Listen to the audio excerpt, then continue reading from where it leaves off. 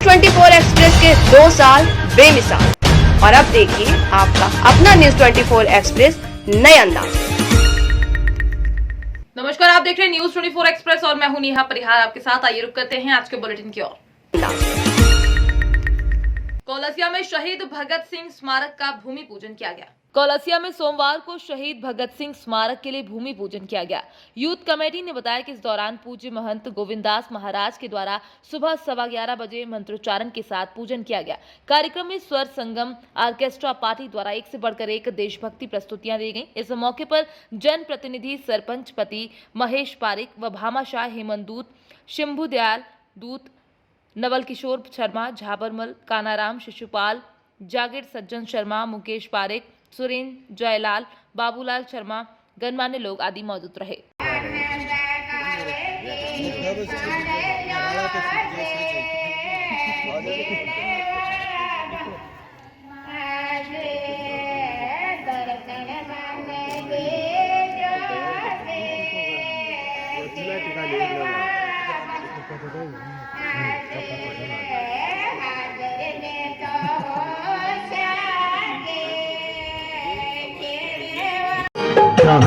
निकाल पर सोने की चिड़िया करती है बसेरा, ओ देश मेरा, ओ भारत देश मेरा। तरफ से एक प्रतीक चिन्ह भेंट करके किया जाएगा। एक बार जोरदार तालियां महेंद्र कुमार अग्रवाल के लिए। इतनी दूर से जो बच्चा चल के आया अपनों के प्रेम।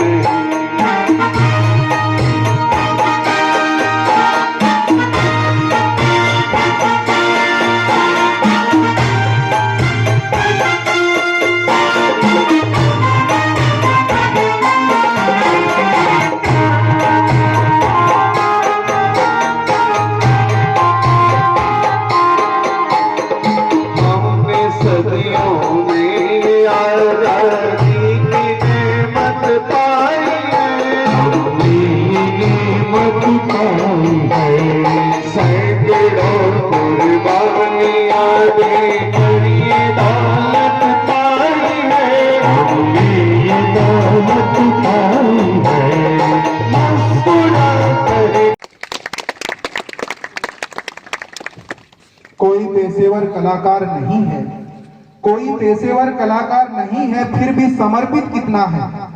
इस बच्चे के लिए, इस नौजवान के लिए खूब तालियां बजाइए, क्योंकि ये तो अपना है, ये तो हमारा अपना है। पहाड़ी कछुए और तोते जब्त करने पहुंची वन विभाग की डीएफओ की मीडिया से विवाद हुए। शासकीय कार्य में बाधा का प्रकरण दर्ज कराने की धमकी दी गई। रंगीन मछली पर घर से पहाड़ी कछुए और तोते का कारोबार किए जाने की जानकारी पर वन विभाग की टीम कार्यवाही के लिए पहुंची थी। जानकारी लगने पर मीडिया कर्मी भी कवरेज के लिए पहुंच गए। इस दौरान डीएफओ कवरेज कर रहे मीडिया कर्मियों पर भड़क गए और शासकीय कार्य में बाधा डालने का प्रकरण दर्ज कराने की धमकी देने लगे, जिसको लेकर विवाद बढ़ गया। मीडिया कर्मी कलेक्टर से मिलकर मामले की शिकायत करेंगे। वेदनगर स्थित रंगीन मछली घर से दुर्लभ प्रजाति के पहाड़ी कछुए और तोते बेचे जाने की सूचना पर वन विभाग की टीम ने दबिश दी। दुकान बंद होने की वजह से रात में 2 बजे कर्मचारियों को दुकान के आसपास तैनात किया गया, ताकि दुकान संचालक कछुए और तोते रात में निकालकर गायब न कर दे। आज सुबह दोबारा टीम वेदनगर पहुंची और दुकान संचालक को बुलाने का प्रयास शुरू किया। जानकारी लगने पर मीडियाकर्मी कवरेज के लिए पहुंचे। वन विभाग की टीम में शामिल डीएफओ मीडियाकर्मियों को देखकर भड़क गई। उन्होंने कवरेज से रोकने का प्रयास किया। उनका कहना था कि ये विभागीय काम है, अगर कवरेज किया गया तो इसे शासकीय कार्य में बाधा माना जाएगा और प्रकरण दर्ज कराया जाएगा। ये सुनकर मीडिया कर्मियों ने कहा कि आप अपना काम कीजिए, हम अपना कवरेज करेंगे, जिसको लेकर काफी देर तक बहसबाजी होती रही। मीडिया कर्मी मामले की शिकायत कलेक्टर को करने पहुंचेंगे। उनका कहना था कि अगर ऐसे ही प्रकरण दर्ज कराने की धमकी मिलती रही तो वो अपना काम कैसे करेंगे। वो कोई गलत काम करने के लिए तो नहीं पहुंचे थे, दुर्लभ प्रजाति के पशु पक्षियों का व्यवसाय होने पर कवरेज करने गए थे।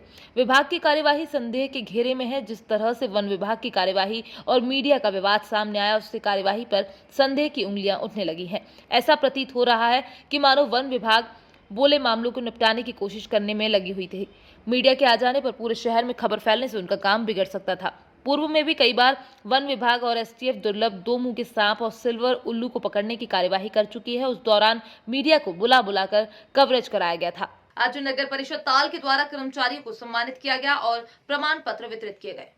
आज नगर परिषद ताल एवं नगर परिषद ताल की सहयोगी संस्था महर्षि उत्तम स्वामी जन कल्याण समिति उज्जैन द्वारा विधायक मनोज जी चावला के मुख्य आतिथ्य में स्वच्छता सर्वेक्षण में नगर में स्वच्छता के प्रति जागरूक प्रतिष्ठानों, स्कूलों और प्रमुख हॉस्पिटल एवं पुलिस थाना ताल कर्मचारियों को सम्मानित किया गया और प्रमाण पत्र वितरित किए गए और मुख्य नगरपालिका अधिकारी कन्हैया लाल सूर्यवंशी और समस्त नगर पंचायत कर्मचारियों द्वारा विधायक मनोज चावला को साफा पहनाकर फूल मालाओं से सम्मान किया।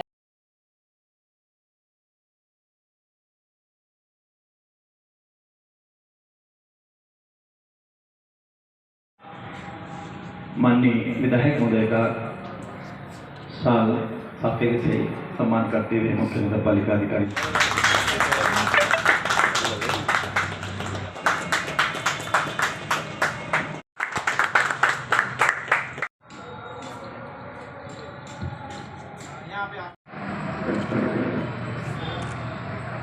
ठीक है, यदि हमारे बीच में उपस्थित हैं पुलिस थाना ताल से हमारे बीच में पुलिस थाना ताल कृषि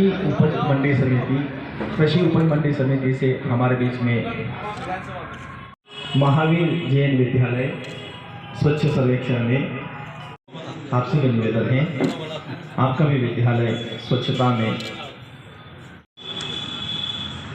और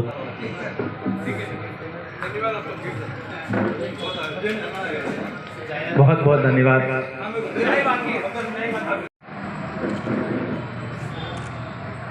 ठीक है,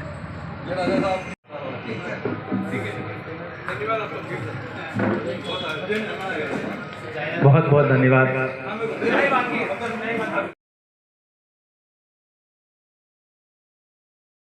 किए गए आज के इस स्वच्छ प्रतिष्ठान के कार्यक्रम में हमारे बीच उपस्थित माननीय विधायक महोदय, जो उनको किसी काम से जाना था तो सम्मान करके वो निकल चुके हैं।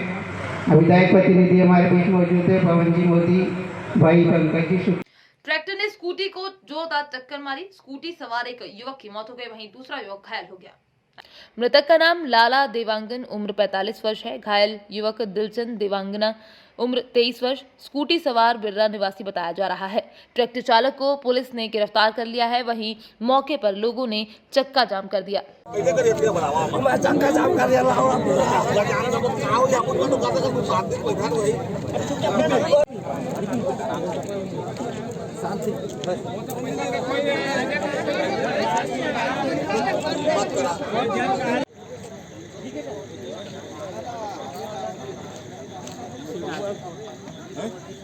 छत्तीसगढ़ के मुख्यमंत्री भूपेश बघेल अपने उड़न खटोले से पहुंचे ललितपुर के ग्राम अर्जुन खिरिया, मंच से सीधा बीजेपी को आड़े हाथों लिया। छत्तीसगढ़ के मुख्यमंत्री भूपेश बघेल उत्तर प्रदेश चुनाव के चलते उत्तर प्रदेश में कांग्रेस के साथ लोगों का भरोसा तोड़ने के लिए झांसी ललितपुर दौरे पर हैं। ललितपुर के ग्राम अर्जुन खिरिया में अपने उड़न खटोले से पहुंचे मुख्यमंत्री जी, उनकी रैली में उमड़ी भीड़, मंच से उन्होंने कांग्रेस प्रत्याशियों के साथ देने को कहा, साथ ही बीजेपी को आड़े हाथों लेते हुए बीजेपी पर तीखे वार किए।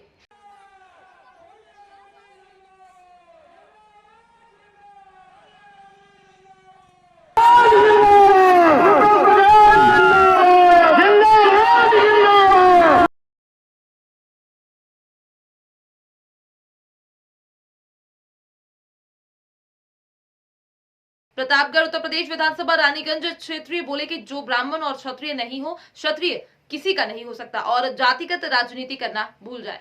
प्रतापगढ़ जिले में रानीगंज से सवर्णों के नेता श्री दुर्गा प्रसाद सिंह जी का बयान सामने आया। उन्होंने सपा के प्रत्याशी आर.के. वर्मा व वर्तमान विधायक और भाजपा पर जमकर तीखा प्रहार किया। उन्होंने कहा कि ब्राह्मण और क्षत्रिय की तरफ आंख उठाने वाले का आंख निकाल लिया जाएगा और हाथ उठाने वाले का हाथ तोड़ दिया जाएगा। वहीं सवर्ण नेता दुर्गा प्रसाद के बयान देने के बाद राजनीतिक गलियारों में भी हलचल सी मच गई है। जिस तरीके से सवर्ण नेता के द्वारा एक विधायक के ऊपर टिप्पणी की गई है, ये राजनीतिक गलियारों में हलचल सी मचा दी है। आवाज एक का बयान सपा प्रत्याशी रानीगंज और वर्मा व भाजपा के ऊपर उन्होंने जमकर तीखा प्रहार किया। आप रानीगंज विधानसभा से बसपा से उम्मीदवार हैं और यहाँ एससी, ओबीसी, सवर्ण और मुस्लिम समुदाय काफ़ी लोग आपके साथ जुड़े हुए हैं, चुनाव किस तरह देख रहे हैं आप? चुनाव हम इस तरीके से देख रहे हैं, पूरे समाज के हर लोग हमारा सहयोग कर रहे हैं, मदद कर रहे हैं। और रानीगंज विधानसभा में इस समय बसपा की पोजीशन जो है, इस समय करंट पोजीशन ये है कि बसपा मजबूत स्थिति में है और ऊपर वाला चाहेंगे कि बसपा यहाँ पे विजयी हो और बहन जी को सीट जिता के हम दें। आपका शुभ नाम? अजय यादव, मैं बसपा प्रत्याशी 250 रानीगंज। धन्यवाद। अब यह आप किसका समर्थन कर रहे हैं रानीगंज विधानसभा में? देखिए, सबसे पहली चीज़ तो ये है किसका समर्थन कर रहे हैं, किसका विरोध कर रहे हैं, ये मायने नहीं रखता। मायने ये रखता है कि यहाँ पे जो नौजवान है, ठीक है, जो समाज का हर वर्ग है, ठीक है। और मैंने पहले भी ये चीज़ बोली थी, ठीक है, सोशल मीडिया के माध्यम से, कि जो आपके यहाँ पे समाजवादी पार्टी के प्रत्याशी आए हैं, ठीक है, जिस तरीके से एक जातीय मानसिकता, उनकी जातिगत मानसिकता है, और ख़ास करके सवर्ण समाज के प्रति, ठीक है, ब्राह्मण और क्षत्रिय समाज को जिस तरीके से उन्होंने अपमानित किया है, ठीक है। मैं ऐसा व्यक्ति हूँ, ठीक है, मैं समाजवादी विचारधारा के व्यक्ति हूँ मैं, और बहुत सम्मानित पद पे हूँ एक प्रगतिशील समाजवादी पार्टी में, लेकिन मैंने कभी जातिगत राजनीति नहीं की, ठीक है। मैं दलितों को साथ लेके चलता हूँ, पिछड़ों को साथ लेके चलता हूँ, और उसी तरीके से मैं सवर्णों का भी सम्मान करता हूँ, क्योंकि मैं खुद राष्ट्रीय सचिव हैं जी, और वो गठबंधन सपा से हैं जी। आप बसपा को क्यों सपोर्ट कर रहे हैं? देखिए, पहली चीज़, एक चीज़ क्लियर कर दूं, मैं यहाँ पे बसपा को नहीं सपोर्ट कर रहा, मैं यहाँ पे व्यक्ति अजय यादव को सपोर्ट कर रहा हूँ, उनकी विचारधारा को सपोर्ट कर रहा हूँ। मुझे ऐसा लगता है, मैं बहुजन समाजवादी पार्टी को नहीं सपोर्ट कर रहा, मैं अजय यादव को सपोर्ट कर रहा हूँ। मुझे यहाँ पे भारतीय जनता पार्टी को हराने वाला ऐसा प्रत्याशी चाहिए जो भारतीय जनता पार्टी को चुनाव हरा सके, जो हर वर्ग को साथ लेके चल सके, ठीक है। और असली समाजवाद का मतलब वही है, असली समाजवाद का मतलब वही जिसमें हर वर्ग का सम्मान हो, इसलिए मैं इनका समर्थन करूँ। दूसरी चीज़, आपके जो समाजवादी पार्टी के प्रत्याशी आए हैं, मैं आप बोले, देखिए, रानीगंज की अगर बात की जाए तो मैं यहाँ पिछले 5 साल से राजनीति में सक्रिय हूँ, ठीक है, और अभी तक मैं समाजवादी गठबंधन दल का नेता हूँ, मैं बसपा का राष्ट्रीय सचिव हूँ, और बेशक मैं समाजवादी के साथ था, लेकिन अभी जो समाजवादी के प्रत्याशी यहाँ पे चुन के आए हैं, उन्होंने भी कुछ दिन पहले की स्टेटमेंट दिया कि वो ब्राह्मण और क्षत्रियों को उनका वर्चस्व खत्म करने या उनको नष्ट करने के लिए आए हैं। मैं कभी जातिवाद की बातें नहीं करता हूँ, ठीक है, और ना जातिवादी मानसिकता को बिल्कुल समर्थन करता हूँ, नहीं करता हूँ और कभी करूँगा भी नहीं। और दूसरी चीज़ ये है कि रानीगंज में अगर जीत की बात करें तो मैं जीत हार का तो मैं नहीं कुछ नहीं कह सकता। लड़ाई ये है कि जो भारतीय जनता पार्टी को हरा रहा है, भारतीय जनता पार्टी को जो चुनाव हराएगा, आर.के. वर्मा ने ब्राह्मणों और क्षत्रियों को जो नीचा दिखाया है, उनको अपमानित किया है, ठीक है, क्योंकि मैं भी क्षत्रिय समाज से आता हूँ और मेरे लिए सर्व समाज की बात है। मैं हमेशा ऐसे समाज, ऐसे व्यक्ति को समर्थन करूँगा, इस चुनाव में भी मैं ऐसे व्यक्ति को समर्थन करूँगा जो समाज के हर वर्ग को साथ लेके चलने का काम करेगा, और उसी को यहाँ रानीगंज विधानसभा से चुनाव जिता के विधानसभा में भेजने वाला हूँ, जो रोजगार के मुद्दे पे नौजवानों को समर्थन करेगा। और मेरे कुछ मुद्दे हैं, धनराही बंद होगी, उसी को मैं समर्थन करूँगा। और आर.के. वर्मा ने जो स्टेटमेंट दिया है, इसलिए ब्राह्मण क्षत्रिय उनके खिलाफ है और आर.के. वर्मा यहाँ से चुनाव नहीं जीत पाएंगे। तो अजय यादव बनते हैं। देखिए, अपने लोगों से विचार विमर्श कर लेंगे हम, ठीक है। बेशक मुझे ऐसा लगता है कि लोगों का रुझान, खास करके ब्राह्मण और क्षत्रिय वर्ग का रुझान, जो भारतीय जनता पार्टी से नाराज है, जो यहाँ के वर्तमान विधायक की कार्यशैली से बड़ा परेशान हुआ, प्रताड़ित हुआ, ठीक है, वो उसकी नज़र जो है एक विकल्प के तौर पे बसपा प्रत्याशी अजय की तरफ है। लेकिन मैं किसी प्रत्याशी का समर्थन नहीं करता हूँ, मैं किसी पार्टी का समर्थन नहीं करता हूँ। बेशक जो हमारे रानीगंज के नौजवानों के मुद्दों पे, रानीगंज के नौजवानों के मुद्दे पे, रोजगार के मुद्दे पे और भ्रष्टाचार के मुद्दे पे बात करेगा, उसका मैं समर्थन करूँगा। अन्यथा अगर हमको नहीं समझ आएगा, कोई प्रत्याशी नहीं है, तो मैं लोगों से ये अपील करूँगा कि आप लोग नोटा दबाएं, वो ज़्यादा बेहतर विकल्प होगा। तो ये मेरा मुद्दा है। पलड़ा किसका भारी है? हमारे हिसाब से लड़ाई में तो तीनों है, लेकिन ब्राह्मण क्षत्रिय यहाँ पे निर्णायक भूमिका निभाने वाला है। वो जिसके साथ जाएगा वही यहाँ पे चुनाव जीतेगा। अब चुनाव, मेरा नाम दुर्गा प्रसाद सिंह। धन्यवाद। धार जिले की ग्राम पंचायत दिलावरा में नवनिर्मित श्री राम मंदिर में भगवान श्री राम दरबार की स्थापना व प्राण प्रतिष्ठा समारोह का आयोजन बड़े हर्षोल्लास के साथ किया गया, जिसमें पूरे गांव को भगवा पताका से भगवामय बना दिया गया। 5 दिवसीय धार्मिक आयोजन में गुरुदेव श्री सूर्यदेव जी महाराज हरिद्वार के मुखाय से संगीतमय कथा का आयोजन किया गया। इसके साथ ही पंडित श्री रविदत्त जी जोशी के सानिध्य में मूर्ति स्थापना व यज्ञ हवन संपन्न हुआ। मुख्य वेदी पर श्री बाबूलाल जी पटेल व अन्य हवन कुंड पर क्रमशः बद्रीलाल जी जाट, देवकरण जी जाट, मुकेश जी जाट, डॉक्टर लक्ष्मण जी जाट, अनिल जी चौधरी, लीलाधर जी चौधरी, सुरेश जी शर्मा, श्री गोवर्धन, ओम प्रकाश पादवा आदि भक्तों द्वारा प्रतिदिन हवन पूजन यज्ञ तथा नवनिर्मित मूर्ति की प्राण प्रतिष्ठा का समारोह में भाग लिया गया। प्राण प्रतिष्ठा महोत्सव में आसपास ग्रामीण जन भक्तजनों ने बड़ी संख्या में सम्मिलित होकर पुण्य का लाभ लिया। दिनांक 14 फरवरी को यज्ञ की पूर्णाहुति और मूर्ति स्थापना में दोपहर 3 बजे भोजन प्रसादी ग्रहण कर पुण्य लाभ लिया।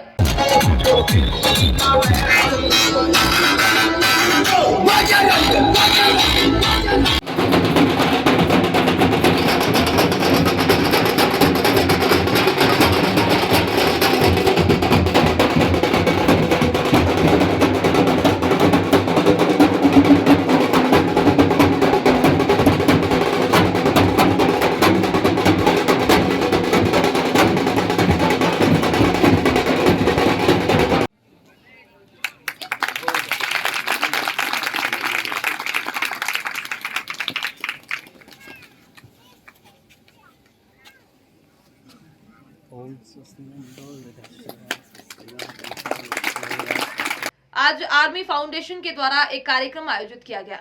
देश के प्रति न्यूज 24 एक्सप्रेस की विचारधारा को देखते हुए हम लोगों ने देखा कि आज 14 फरवरी 2022 को वैलेंटाइन डे है, लेकिन सारे हिंदुस्तान में शहादत जो हमारे पुलवामा में शहीद हुए आर्मी ऑफिसर को हम लोगों ने श्रद्धांजलि दी और बहुत विनम्र निवेदन से हमारे देश के प्रति न्यूज 24 एक्सप्रेस संवेदना जाहिर करते हुए अपनी बात पर रखे और बहुत दुखी हैं हम लोग कि जो आज के दिन वैलेंटाइन डे मनाया जाता है और इसको लोगों के प्रति जागरूक होना चाहिए कि जो देश के प्रति आज हमारे भारत के नौजवान शहीद अफसरों ने जो कुर्बानियां दी उसके प्रति हम लोगों को जागृति पैदा करना चाहिए।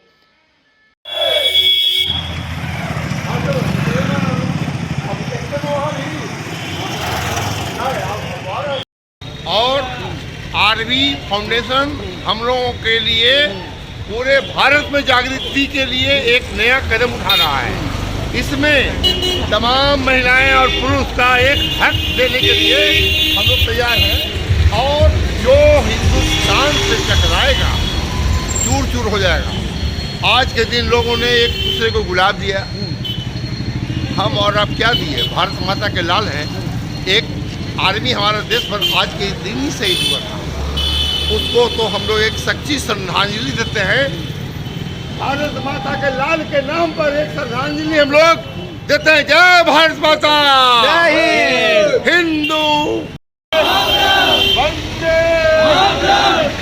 देश की जो बात करेगा वही हिंदुस्तान पर राज करेगा।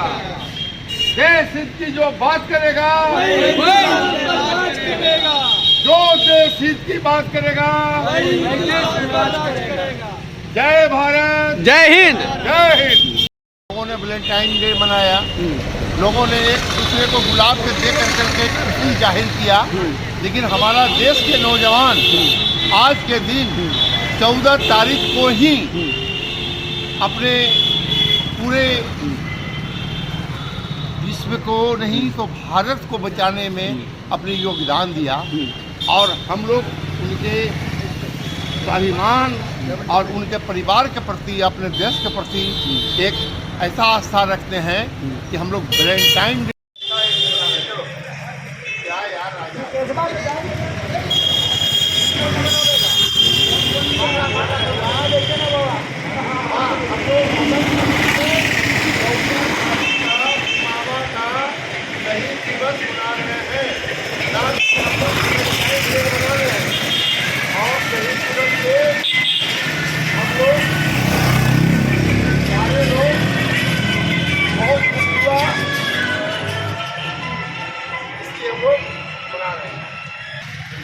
कन्नौज में प्रशासन खुद आचार संहिता की धज्जियां उड़ाता नजर आया। यहाँ के पीएसएम डिग्री कॉलेज के छात्र छात्राओं को एसडीएम की मौजूदगी में गोपनीय तरीके से स्मार्टफोन बांटे गए। अचानक हड़बड़ी में प्रशासन ने आचार संहिता को दरकिनार कर गोपनीय तरीके से स्मार्टफोन क्यों बांटे, इस पर सवाल उठने लगे हैं।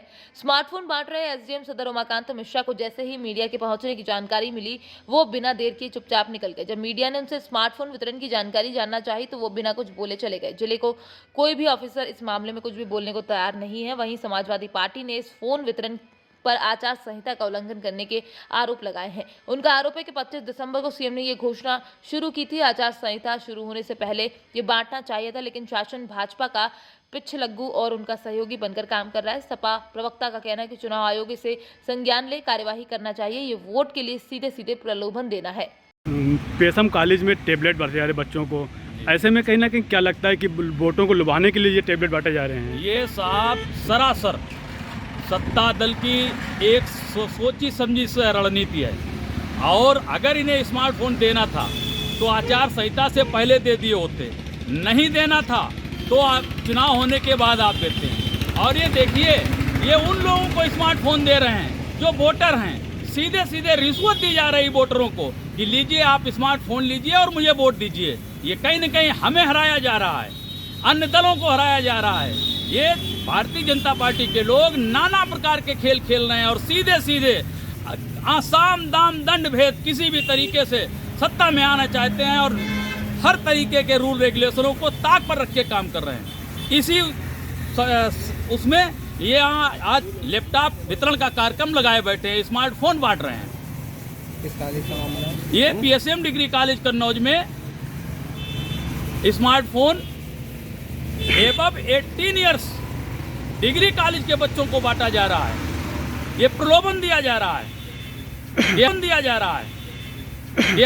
आज किस तरह का यहाँ पर कुछ चीज़ें बांटी गई हैं, क्या जानकारी? बांटी कुछ नहीं, बस ये शासन की तरफ से जो हमें अलॉट करके टैबलेट दिए गए थे जी, उनको केवल ये कहा गया था कि आप कोई प्रचार ना कोई राजनीतिक ना किसी दल का कोई भी व्यक्ति नहीं होगा, आप ऐसे बांटिए कि जैसे कि प्राइमरी में आपको बस्ता किताबें और ड्रेस ही बांटी जाती है। तो हमने किसी को ना कोई सूचना, केवल फ़ोन से व्यक्तिगत बुलाकर उन्हें दे दी।